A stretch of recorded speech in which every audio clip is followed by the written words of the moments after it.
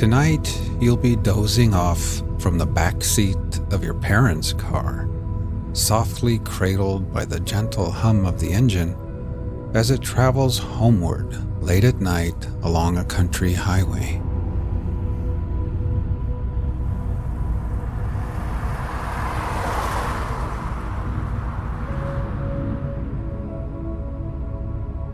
Imagine you are sitting in the back seat with your head nestled into a cozy pillow propped against the window.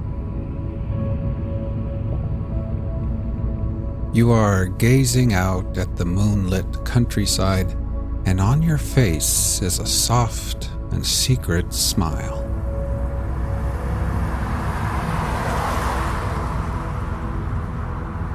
It's late Friday night after playing in the pep band at your brother's basketball game far from home.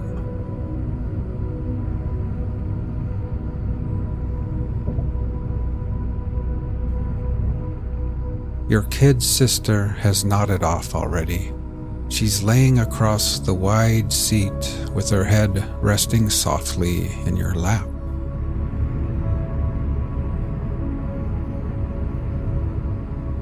You are tired too after a long week of high school and homework, but you're also full of wonder, and that smile on your face is perfectly concealed in the shadows, only illuminated sporadically by the flickering flashes of light cast from the headlights of oncoming cars.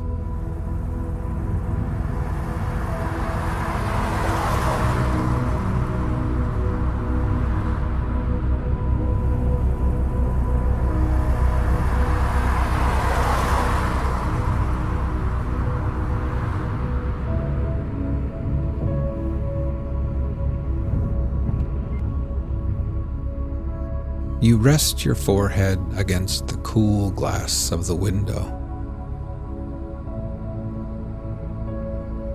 Every now and then, a distant farmhouse light appears, towering like a lighthouse in the dark, casting bright beams across the endless, waterless ocean of a prairie.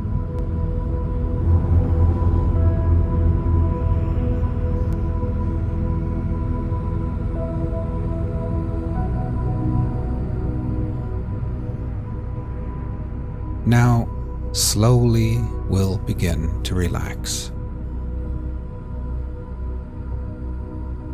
First, with eyes closed, just become aware of your breathing, feeling your chest gently rise and fall again.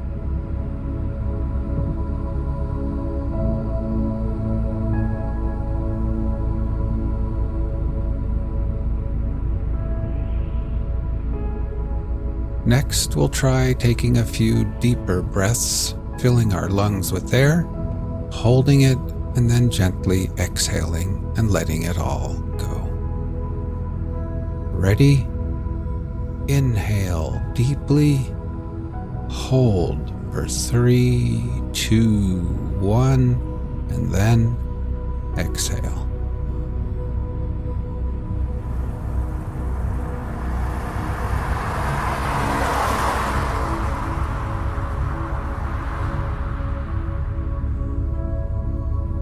One more time. Breathe in deeply, hold for 3, 2, 1, and then exhale.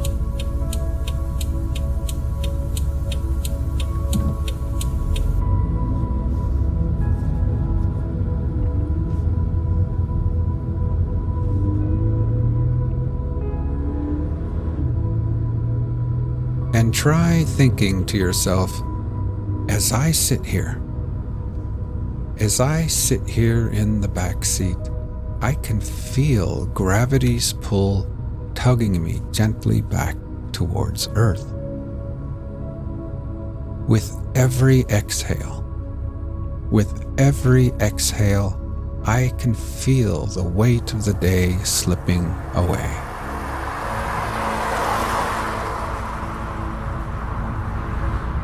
I can feel my feet, my ankles, calves, knees, and my legs, each part of me relaxing deeper and becoming heavier and more relaxed.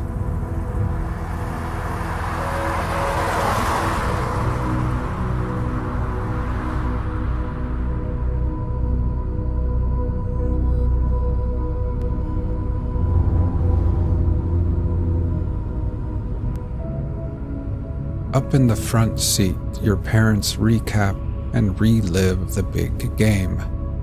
They talk of jump shots and fouls, rebounds and timeouts.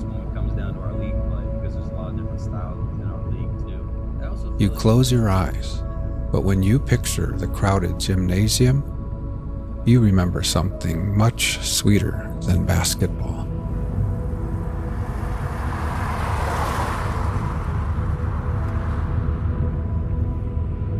Your mind drifts back, but now the memory of the night is soothing and hypnotic, somehow quieter, as if it all played out in slow motion. Sneakers squeaking on the hardwood floor, cheers blasting out from spirit sections choreographed by cheerleaders and mascots. The aroma of popcorn and hot dogs snaking its way from concessions all the way through the hot air, above the teams and players and referees, and then high into the packed stands where you and the band played and cheered and sang. You quietly reflect on how unexpected your first love appeared in your young life. It feels as if the universe brought it to you slowly, and yet, in the end, also unexpectedly in a flash.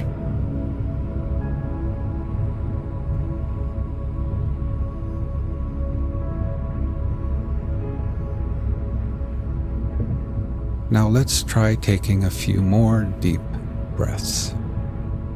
Ready? Breathe in deeply. Hold for 3, 2, 1, and then exhale.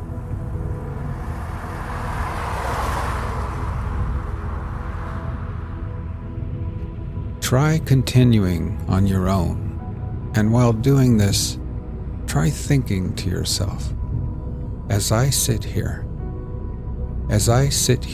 my whole body feels heavy and relaxed.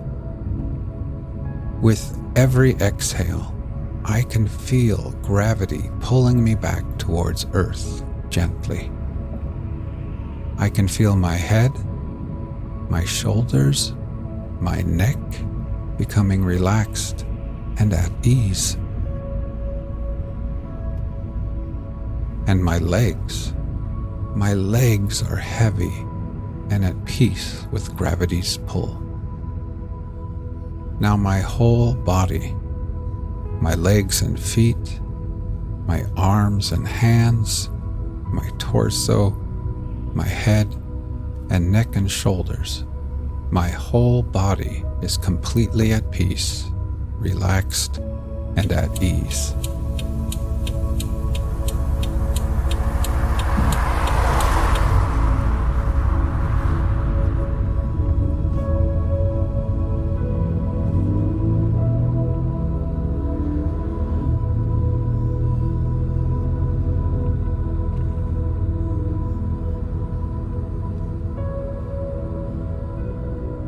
For weeks and weeks at band practice and at games, you had played right there next to each other, bumping elbows, close enough to catch quick flashes of fragrances, close enough for smiles, quick glances, silly and innocent flirtations without considering really when and where or if you might actually ever kiss. And then, unexpectedly, tonight, it just happened.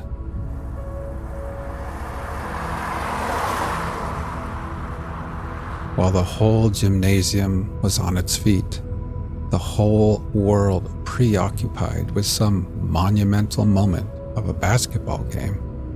It just happened right there in the minuscule universe between the two of you.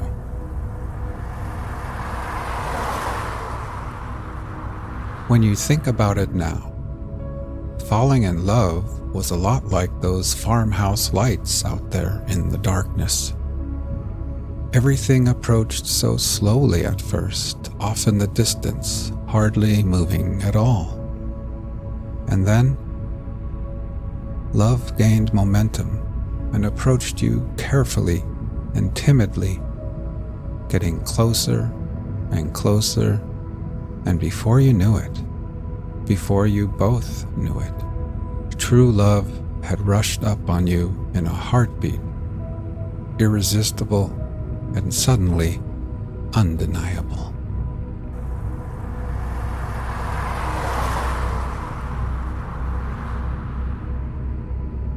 You smile now, thinking how you had always imagined your first kiss would happen somewhere private and hidden, and yet, in the end, yours was out in the open and in front of hundreds of people who never even saw it.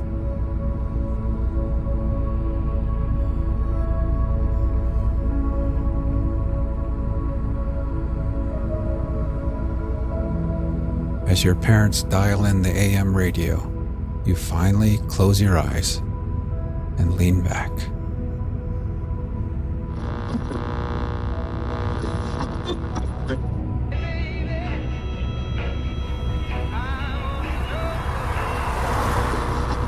Walden by Henry David Thoreau. Sounds. But while we are confined to books, though the most select and classic, and read only particular written languages, which are themselves but dialects and provincial, we are in danger of forgetting the language which all things and events speak without metaphor, which alone is copious and standard. Much is published, but little printed. The rays which stream through the shutter will be no longer remembered when the shutter is wholly removed. No method nor discipline can supersede the necessity of being forever on the alert. What is a course of history or philosophy or poetry, no matter how well selected or the best society or the most admirable routine of life, compared with the discipline of looking always at what is to be seen? Will you be a reader, a student merely, or a seer? Read your fate, see what is before you, and walk on into futurity. I did not read books the first summer. I hoed beans. Nay, I often did better than this. There were times when I could not afford to sacrifice the bloom of the present moment to any work, whether of the head or hands. I love a broad margin to my life. Sometimes in a summer morning, having taken my accustomed bath, I sat in my sunny doorway from sunrise till noon, wrapped in a reverie amidst the pines and hickories and sumacs, in undisturbed solitude and stillness, while the birds sing around or flitted noiseless through the house, until by the sun falling in at my west window, or the noise of some traveler's wagon on the distant highway, I was reminded of the lapse of time. I grew in those seasons like corn in the night, and they were far better than any work of the hands would have been. They were not time subtracted from my life, but so much over and above my usual allowance. I realized what the Orientals mean by contemplation and the forsaking of works. For the most part, I minded not how the hours went. The day advanced as if to light some work of mine. It was morning, and lo, now it is evening, and nothing memorable is accomplished. Instead of singing like the birds, I silently smiled at my incessant good fortune. As the sparrow had its trill, sitting on the hickory before my door, so had I my chuckle or suppressed warble which he might hear out of my nest. My days were not days of the week, bearing the stamp of any heathen deity, nor were they minced into hours and fretted by the ticking of a clock. For I lived like the Puri Indians, of whom it is said that for yesterday, today, and tomorrow they have only one word, and they express the variety of meaning by pointing backward for yesterday, forward for tomorrow, and overhead for the passing day. This was sheer idleness to my fellow townsmen, no doubt, but if the birds and flowers had tried me by their standard, I should not have been found wanting. A man must find his occasions in himself, it is true. The natural day is very calm, and will hardly reprove his indolence. I had this advantage, at least in my mode of life, over those who were obliged to look abroad for amusement to society and the theater, that my life itself was become my amusement and never ceased to be novel. It was a drama of many scenes and without an end. If we were always indeed getting our living and regulating our lives according to the last and best mode we had learned, we should never be troubled with ennui. Follow your genius closely enough, and it will not fail to show you a fresh prospect every hour.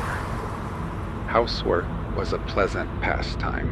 When my floor was dirty, I rose early, and setting all my furniture out of doors on the grass, bed and bedstead making but one budget, dashed water on the floor, and sprinkled white sand from the pond on it, and then with a broom scrubbed it clean and white.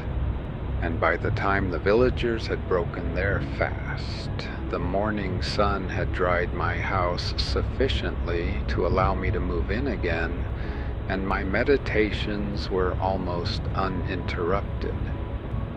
It was pleasant to see my whole household effects out on the grass, making a little pile like a gypsy's pack, and my three-legged table, from which I did not remove the books and pen and ink, standing amid the pines and hickories. They seemed glad to get out themselves, and as if unwilling to be brought in. I was sometimes tempted to stretch an awning over them and take my seat there. It was worth the while to see the sun shine on these things and hear the free wind blow on them. So much more interesting most familiar objects look out of doors than in the house. A bird sits on the next bough, life everlasting grows under the table, and blackberry vines run round its legs. Pine cones, chestnut burrs, and strawberry leaves are strewn about. It looked as if this was the way these forms came to be transferred to our furniture, to tables, chairs, and bedsteads, because they once stood in their midst. My house was on the side of a hill, immediately on the edge of the larger wood, in the midst of a young forest of pitch pines and hickories, and half a dozen rods from the pond, to which a narrow footpath led down the hill. In my front yard grew the strawberry, blackberry, and life everlasting johnswort and goldenrod, shrub oaks and sand cherry, blueberry, and groundnut. Near the end of May, the sand cherry, Cerasus pumila, adorned the sides of the path with its delicate flowers arranged in umbels cylindrically about its short stems, which last, in the fall, weighed down with good-sized and handsome cherries, fell over in wreaths like rays on every side. I tasted them out of compliment to nature, though they were scarcely palatable. The sumac, Rus glabra, grew luxuriantly about the house, pushing up through the embankment which I had made, and growing 5 or 6 feet the first season. Its broad, pinnate tropical leaf was pleasant, though strange to look on. The large buds suddenly pushing out late in the spring from dry sticks, which had seemed to be dead, developed themselves as by magic into graceful green and tender boughs, an inch in diameter, and sometimes as I sat at my window, so heedlessly did they grow and tax their weak joints, I heard a fresh and tender bough suddenly fall like a fan to the ground, when there was not a breath of air stirring, broken off by its own weight. In August, the large masses of berries, which when in flower had attracted many wild bees, gradually assumed their bright velvety crimson hue, and by their weight again bent down and broke the tender limbs. As I sit at my window this summer afternoon, hawks are circling about my clearing, the tantivy of wild pigeons flying by twos and threes athwart my view, or perching restless on the white pine boughs behind my house, gives a voice to the air. Fishhawk dimples the glassy surface of the pond and brings up a fish. A mink steals out of the marsh before my door and seizes a frog by the shore.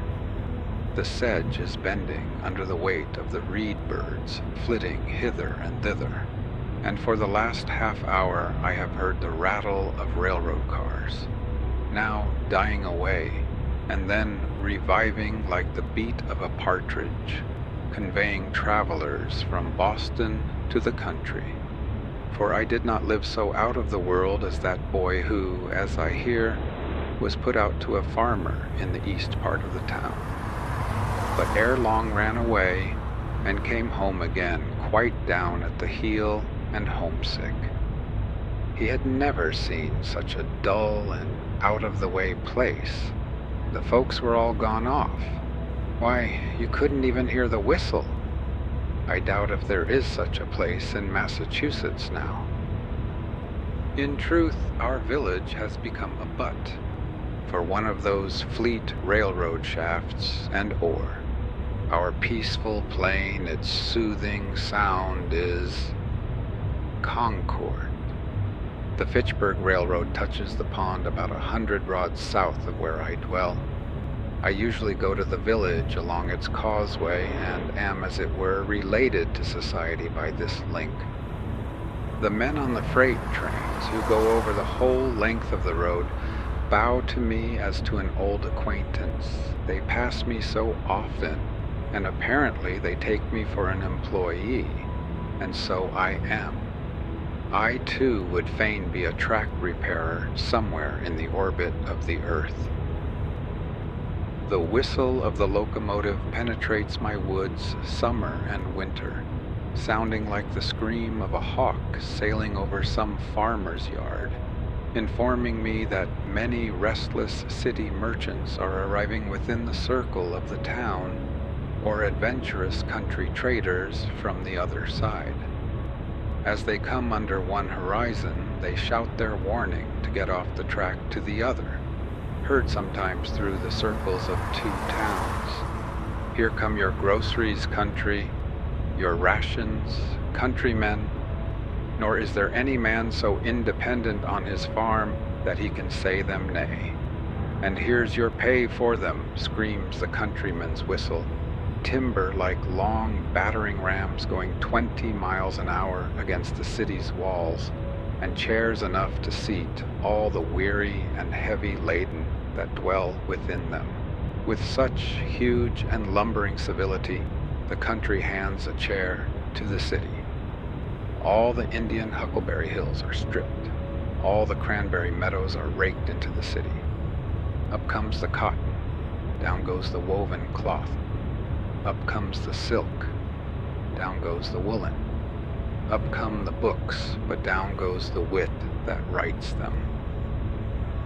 When I meet the engine with its train of cars moving off with planetary motion, or rather like a comet, for the beholder knows not if with that velocity and with that direction it will ever revisit this system, since its orbit does not look like a returning curve, with its steam cloud like a banner streaming behind in golden and silver wreaths like many a downy cloud which I have seen high in the heavens, unfolding its masses to the light, as if this traveling demigod, this cloud compeller, would ere long take the sunset sky for the livery of his train. When I hear the iron horse make the hills echo with his snort like thunder, shaking the earth with his feet, and breathing fire and smoke from his nostrils, what kind of winged horse or fiery dragon they will put into the new mythology, I don't know. It seems as if the earth had got a race now worthy to inhabit it. If all were as it seems, and men made the elements their servants for noble ends, if the cloud that hangs over the engine were the perspiration of heroic deeds, or as beneficent as that which floats over the farmer's fields, then the elements and nature herself would cheerfully accompany men on their errands and be their escort.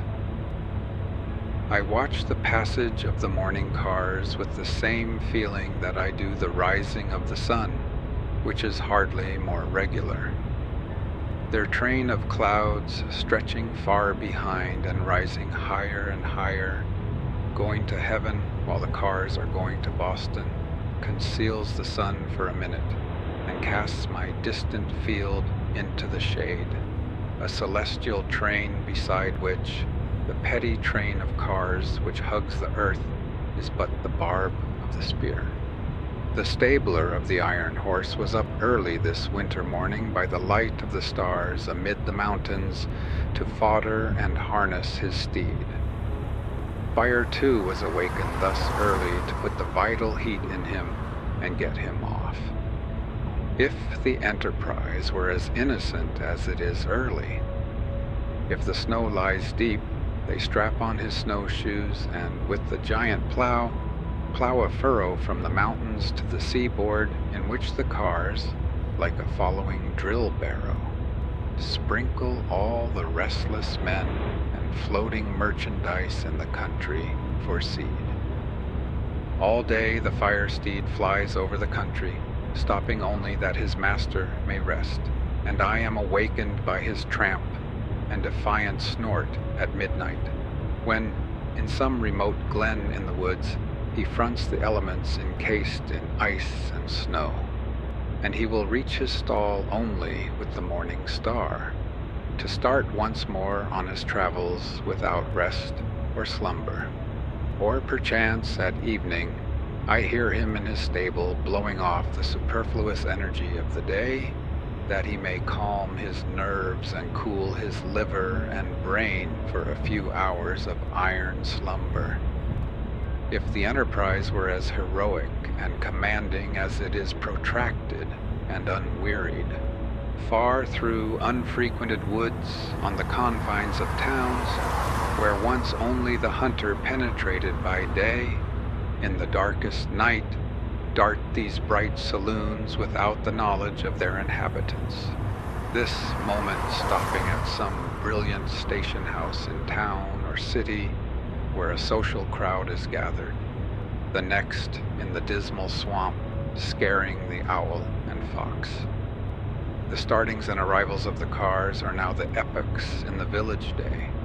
They go and come with such regularity and precision, and their whistle can be heard so far that the farmers set their clocks by them, and thus one well-conducted institution regulates a whole country. Have not men improved somewhat in punctuality since the railroad was invented? Do they not talk and think faster in the depot than they did in the stage office? There is something electrifying in the atmosphere of the former place. I have been astonished at the miracles it has wrought, that some of my neighbors, who I should have prophesied once for all would never get to Boston by so prompt a conveyance, are on hand when the bell rings, To do things railroad fashion is now the byword, and it is worth the while to be warned so often and so sincerely by any power to get off its track. There is no stopping to read the riot act, no firing over the heads of the mob. In this case, we have constructed a fate, an atropos that never turns aside. Let that be the name of your engine. Men are advertised that at a certain hour and minute these bolts will be shot toward particular points of the compass, yet it interferes with no man's business, and the children go to school on the other track. We live the steadier for it. We are all educated thus to be sons of Tell.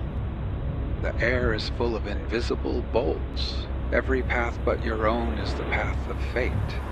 Keep on your own track, then. What recommends commerce to me is its enterprise and bravery. It does not clasp its hands and pray to Jupiter. I see these men every day go about their business with more or less courage and content, doing more even than they suspect, and perchance better employed than they could have consciously devised. I am less affected by their heroism who stood up for half an hour in the front line at Buena Vista than by the steady and cheerful valor of the men who inhabit the snowplow for their winter quarters, who have not merely the 3 o'clock in the morning courage, which Bonaparte thought was the rarest, but whose courage does not go to rest so early, who go to sleep only when the storm sleeps or the sinews of their iron steed are frozen. On this morning of the great snow, perchance, which is still raging and chilling men's blood, I hear the muffled tone of their engine bell from out the fog bank of their chilled breath, which announces that the cars are coming. Without long delay, notwithstanding the veto of a New England northeast snowstorm, and I behold the plowmen covered with snow and rime, their heads peering above the moldboard which is turning down other than daisies and the nests of field mice, like boulders of the Sierra Nevada that occupy an outside place in the universe. Commerce is unexpectedly confident and serene, alert, adventurous, and unwearied. It is very natural in its methods withal, far more so than many fantastic enterprises and sentimental experiments, and hence its singular success. I am refreshed and expanded when the freight train rattles past me, and I smell the stores which go dispensing their odors all the way from Long Wharf to Lake Champlain, reminding me of foreign parts, of coral reefs and Indian oceans and tropical climes and the extent of the globe. I feel more like a citizen of the world at the sight of the palm leaf which will cover so many flaxen New England heads the next summer, the Manila hemp and coconut husks, the old junk, gunny bags, scrap iron, and rusty nails. This carload of torn sails is more legible and interesting now than if they should be wrought into paper and printed books. Who can write so graphically the history of the storms they have weathered as these rents have done? They are proof sheets which need no correction. Here goes lumber from the Maine woods, which did not go out to sea in the last freshet, risen $4 on the thousand because of what did go out or was split up. Pine, spruce, cedar, first, second, third, and fourth qualities, so lately all of one quality to wave over the bear and moose and caribou. Next rolls Thomaston lime, a prime lot, which will get far among the hills before it gets slacked.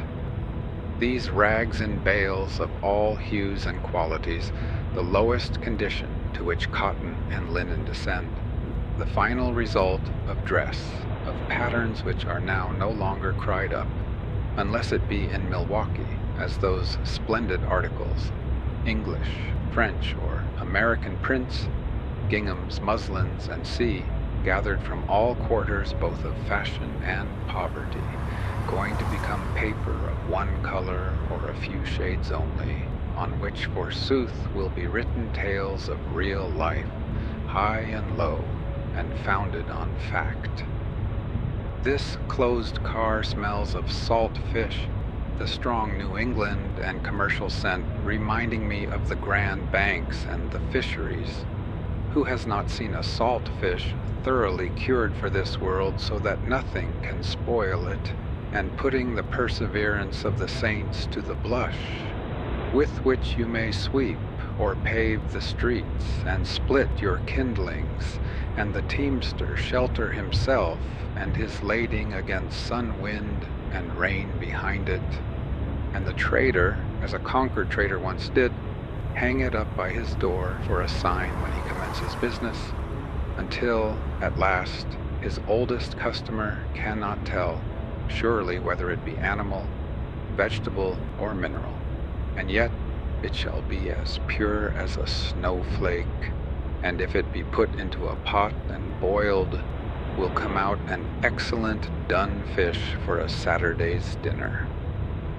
Next, Spanish hides, with the tails still preserving their twist and the angle of elevation they had when the oxen that wore them were careering over the pampas of the Spanish Main. A type of all obstinacy, and evincing how almost hopeless and incurable are all constitutional vices.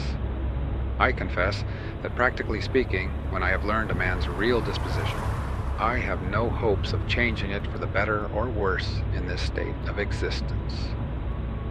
As the Orientals say, a cur's tail may be warmed and pressed and bound round with ligatures, and after a 12 years' labor bestowed upon it, still it will retain its natural form. The only effectual cure for such inveteracies as these tails exhibit is to make glue of them, which I believe is what is usually done with them, and then they will stay put and stick. Here is a hogshead of molasses or of brandy directed to John Smith, Cuttingsville, Vermont, some trader among the Green Mountains who imports for the farmers near his clearing, and now perchance stands over his bulkhead and thinks of the last arrivals on the coast, how they may affect the price for him, telling his customers this moment, as he has told them 20 times before this morning, that he expects some by the next train of prime quality. It is advertised in the Cuttingsville Times. While these things go up, other things come down. Warned by the whizzing sound, I look up from my book and see some tall pine hewn on far northern hills, which has winged its way over the Green Mountains and the Connecticut, shot like an arrow through the township within 10 minutes, and scarce another eye beholds it, going to be the mast of some great admiral. And hark! Here comes the cattle train bearing the cattle of 1,000 hills, sheepcots, stables, and cow yards in the air, drovers with their sticks, and shepherd boys in the midst of their flocks, all but the mountain pastures, whirled along like leaves blown from the mountains by the September gales.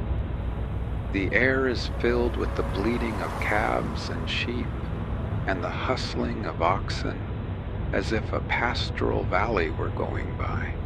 When the old bellwether at the head rattles his bell, the mountains do indeed skip like rams, and the little hills like lambs.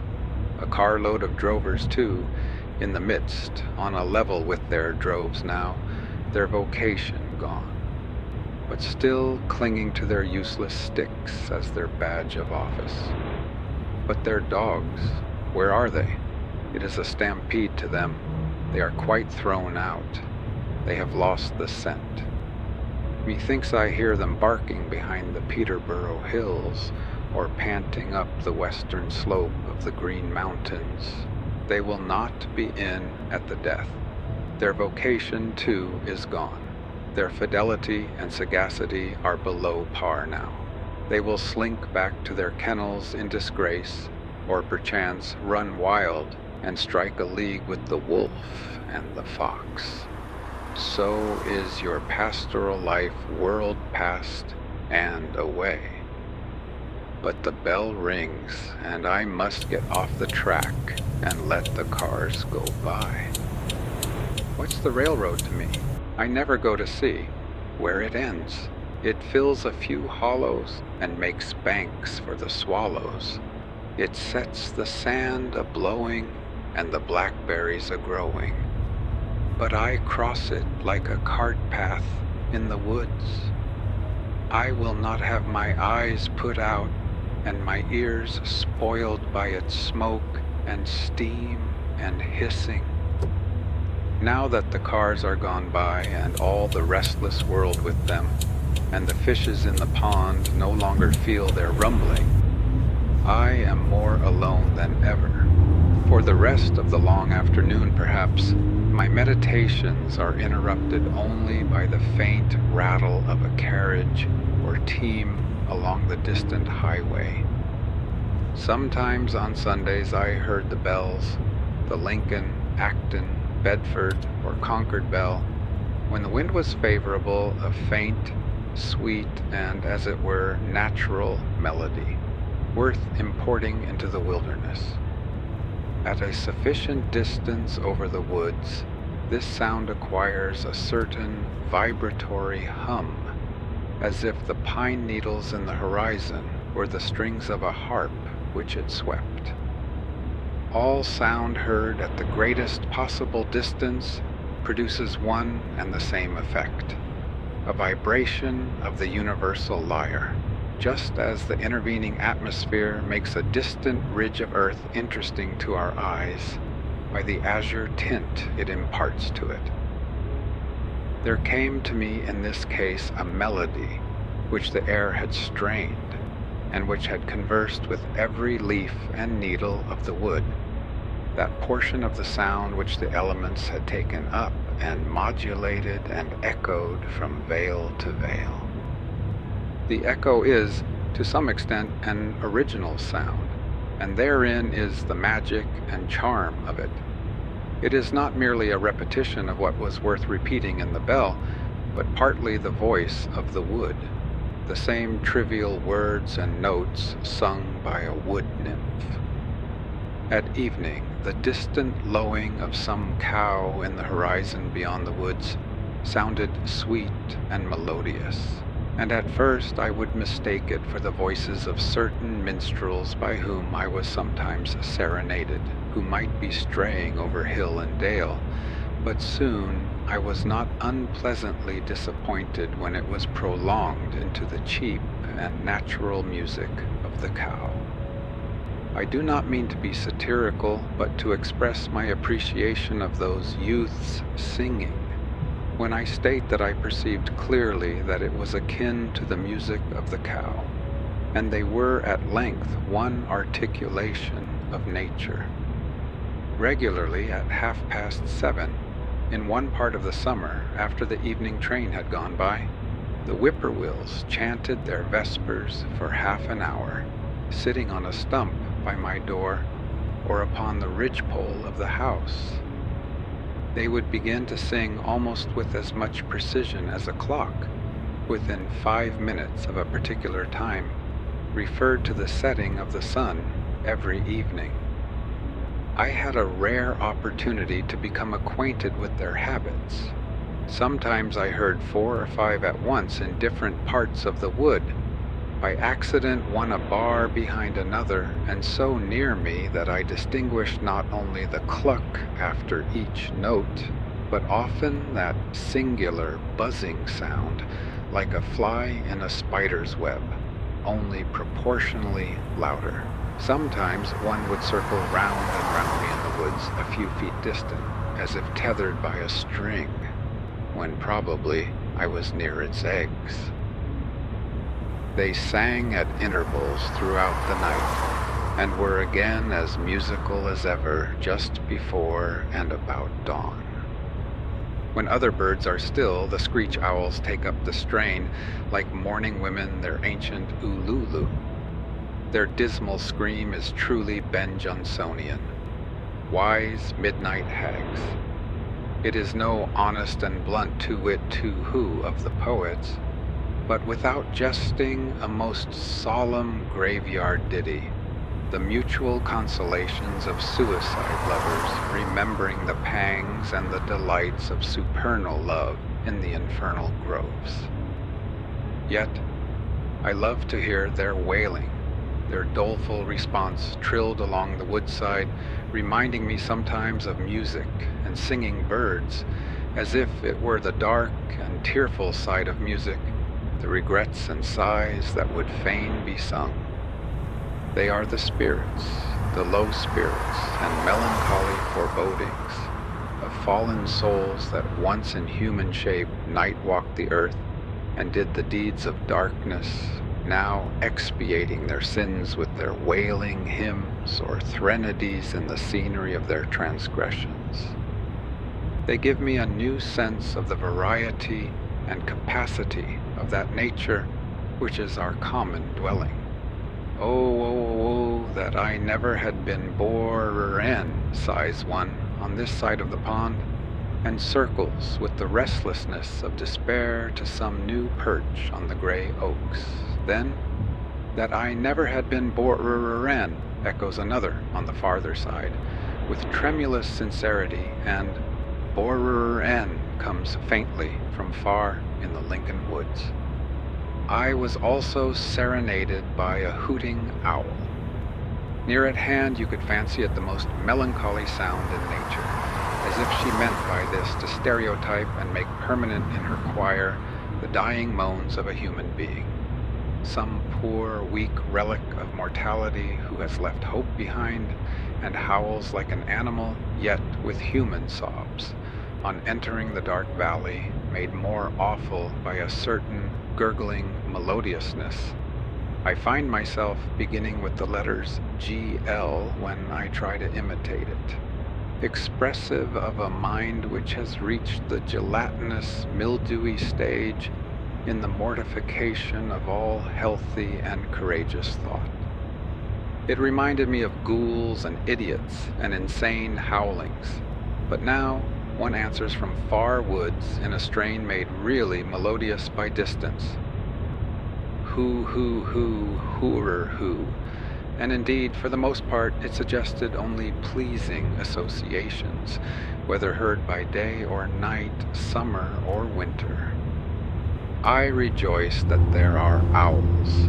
Let them do the idiotic and maniacal hooting for men. It is a sound admirably suited to swamps and twilight woods, which no day illustrates, suggesting a vast and undeveloped nature which men have not recognized. They represent the stark twilight and unsatisfied thoughts which all have. All day the sun has shone on the surface of some savage swamp, where the single spruce stands hung with usnea lichens and small hawks circulate above, and the chickadee lisps amid the evergreens, and the partridge and rabbit skulk beneath. But now a more dismal and fitting day dawns, and a different race of creatures awakes to express the meaning of nature there. Late in the evening I heard the distant rumbling of wagons over bridges, a sound heard farther than almost any other at night, the baying of dogs, and sometimes again the lowing of some disconsolate cow in a distant barnyard. In the meanwhile all the shore rang with the trump of bullfrogs, the sturdy spirits of ancient wine-bibbers and wassailers, still unrepentant, trying to sing a catch in their Stygian lake, if the Walden nymphs will pardon the comparison, for though there are almost no weeds, there are frogs there, who would fain keep up the hilarious rules of their old festal tables, though their voices have waxed hoarse and solemnly grave, mocking at mirth, and the wine has lost its flavor and become only liquor to distend their paunches. and sweet intoxication never comes to drown the memory of the past, but mere saturation and waterloggedness and distension.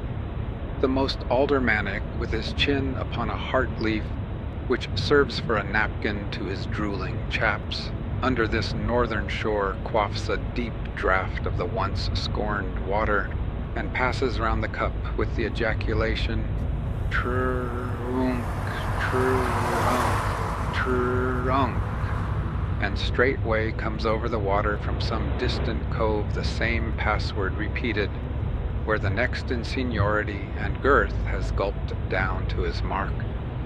And when this observance has made the circuit of the shores, then ejaculates the master of ceremonies with satisfaction, "Trr-unk," and each in his turn repeats the same down to the least distended, leakiest, and flabbiest paunched, that there be no mistake. And then the bowl goes round again and again, until the sun disperses the morning mist, and only the patriarch is not under the pond, but vainly bellowing "trunk" from time to time, and pausing for a reply.